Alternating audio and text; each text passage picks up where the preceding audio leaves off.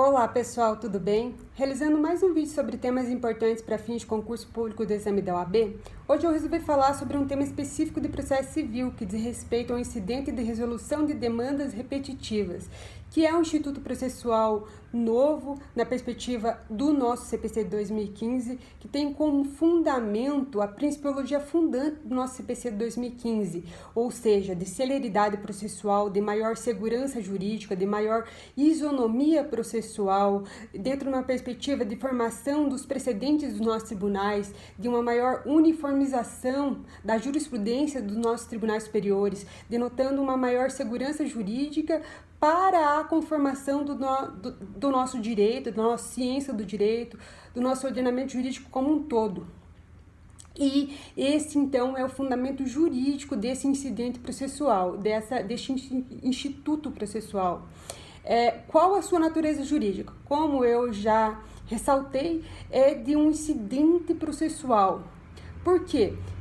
Porque ele não é vislumbrado como um recurso por falta de tipicidade, por falta de taxatividade no nosso CPC de 2015, porque o nosso CPC de 2015 não dispõe do incidente de resolução de demandas repetitivas como recurso, então assim não o é. Também não é uma ação processual, não é uma demanda, porque esse incidente ele surge dentro de um aspecto de um processo já originário, de processos com demandas repetitivas, de questões processuais, questões de direito material. Então, a sua natureza jurídica de incidente processual. Quais são os seus pressupostos processuais? Qual é os seus requisitos legais para o seu surgimento? Está disposto no artigo 976 do CPC de 2015 que a efetiva repetição de processos que contenham controvérsias sobre a mesma questão unicamente de direito. E aqui eu faço uma parte para dizer essa questão unicamente de direito, ela pode ser de direito material, de direito processual, de direito procedimental, de direito constitucional ou infraconstitucional. Então, há uma amplitude de questões a serem suscitadas dentro do âmbito desse incidente processual. Também há outro pressuposto, que é o risco de ofensa à isonomia e à segurança jurídica, que são, como nós sabemos, um dos vetores da principiologia que funda o nosso CPC 2015. Então, aliando esse requisito ao próprio fundamento jurídico desse incidente processual, nós já vislumbramos que é uma maior segurança jurídica e isonomia processual. Existe um número X, um número determinado de processos repetidos dentro do nosso Poder Judiciário para que haja a necessidade de suscitar esse incidente processual? Não há um número determinado. Há que haver uma relevância jurídica das questões jurídicas a serem suscitadas dentro desse incidente processual, mas não há, então, um número determinado. Há que haver uma repercussão jurídica, uma repercussão geral, dentro da perspectiva desse incidente processual. Qual é a legitimidade para suscitar esse incidente? Ora, o nosso CPC dispõe que ele pode ser suscitado tanto pelo magistrado do Poder Judiciário de origem, ou seja, um juiz de direito que detenha uma questão que está repetida dentro do âmbito da sua jurisdição, pode suscitar por meio do ofício. Também o relator dentro dos tribunais superiores pode ser suscitado mediante ofício. As partes, tanto autor quanto réu, e o Ministério Público. Aqui, como defensor da ordem jurídica, nós sabemos que houve uma modificação da visualização do Ministério Público dentro do nosso CPC, que hoje é vislumbrado como defensor da ordem jurídica e não somente como custos legis, como era no CPC de 73, e também da Defensoria Pública, como custos vulneráveis. E o que seria esse termo custos vulneráveis? Ou seja, defensor do vulnerável, defensor do hipossuficiente, que é um dos papéis primordiais da Defensoria Pública. Então, eles podem também suscitar esse incidente processual mediante petição. Qual é a competência para julgamento desse incidente processual? É do Tribunal de Justiça local, dos tribunais superiores do Estado, do Distrito Federal, ou se for no âmbito da Justiça Federal, os tribunais regionais de cada região. Essa é a competência. Já o procedimento desse incidente, ele vai ser suscitado, como eu já disse anteriormente, mediante petição da parte ou por ofício do magistrado ou do relator dos tribunais superiores.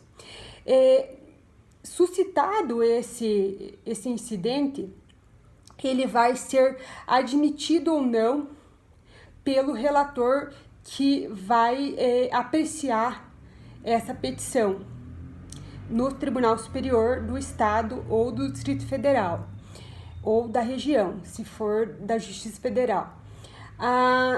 Esse relator ele vai admiti-lo e, vislumbrando os pressupostos processuais, os requisitos legais que já foram mencionados anteriormente, vai admiti-lo e vai suspender todos os processos que estão afeitos às mesmas questões de direito que foram suscitadas no âmbito do incidente de resolução de demandas repetitivas.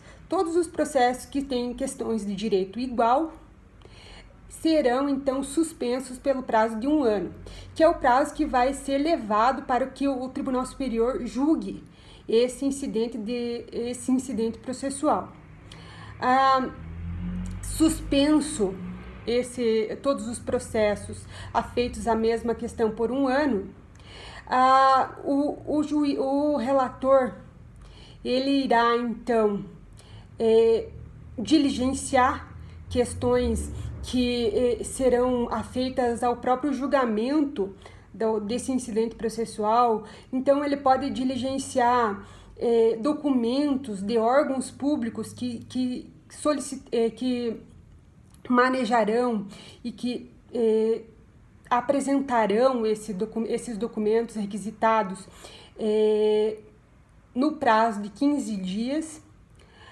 A distribuição desse incidente processual se dará de acordo com o regimento interno de cada Tribunal de Justiça de cada Estado ou do Distrito Federal. Então, vai haver a distribuição para um órgão colegiado que julgará esse incidente e que marcado o dia para o julgamento, serão ouvidas as partes no prazo de 15 dias, tanto o autor quanto o réu, quanto o Ministério Público, quanto, se for o caso, o defensor, como custos vulneráveis.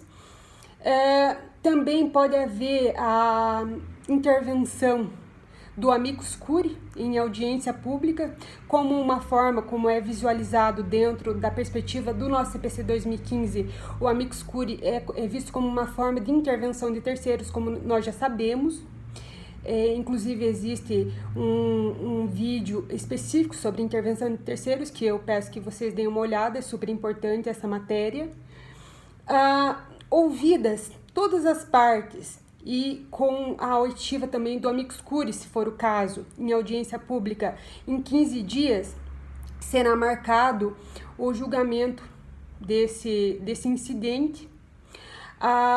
O relator colocará o objeto da questão a ser julgada, dessa questão de relevante repercussão geral dentro da perspectiva dos processos a serem afeitos ao julgamento.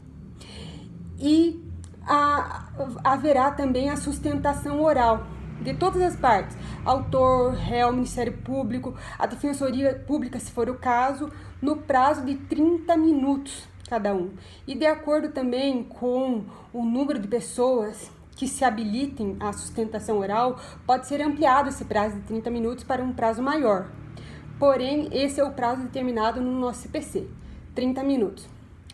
feitas todas as diligências e realizadas todas as oitivas das partes, será posto em julgamento.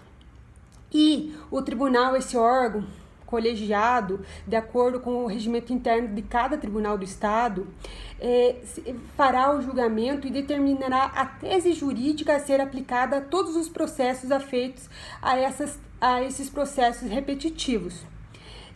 Realizado o julgamento e determinada essa tese jurídica a ser aplicada a todos os processos afeitos a eles, então haverá a determinação de que seja aplicada essa tese a todos os processos.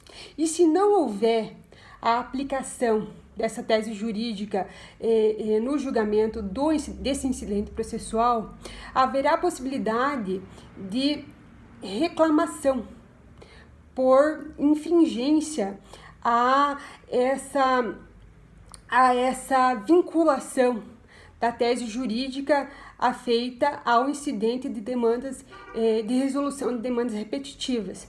Como nós já vislumbramos também em outros vídeos, a reclamação, então, é um instituto processual quando não há a obediência a teses jurídicas vinculadas, ou seja, de precedentes dos nossos tribunais. Esse é uma das hipóteses de cabimento da reclamação, que será, então, colocada dentro do âmbito do tribunal que julgou esse incidente processual das demandas repetitivas e que determinará, então, que seja aplicada a tese que foi julgada. Há a possibilidade também recursal de embargos de declaração, quando há uma omissão, uma contradição, uma ambiguidade dentro do julgamento dessa tese, ou também de recurso especial e recurso extraordinário, dentro do âmbito do nosso STJ ou do STF. Aqui há uma especificidade. Nós sabemos que, em geral, o recurso especial e recurso extraordinário ele não detém o efeito suspensivo, mas no âmbito desse incidente processual estudado aqui, há a suspensão, o efeito suspensivo do recurso, tanto do recurso extraordinário quanto do recurso especial. Por quê? Porque há, como nós vimos anteriormente, a hipótese de suspensão por 1 ano de todos os processos afeitos a essas teses repetitivas. Então, em função dessa suspensão por 1 ano, há também o efeito suspensivo no recurso extraordinário e no recurso especial, como uma modalidade específica desse incidente. E essas são as questões gerais a serem estudadas, a serem vislumbradas dentro do aspecto do incidente de resolução de demandas repetitivas. Eu espero que vocês tenham gostado e até a próxima!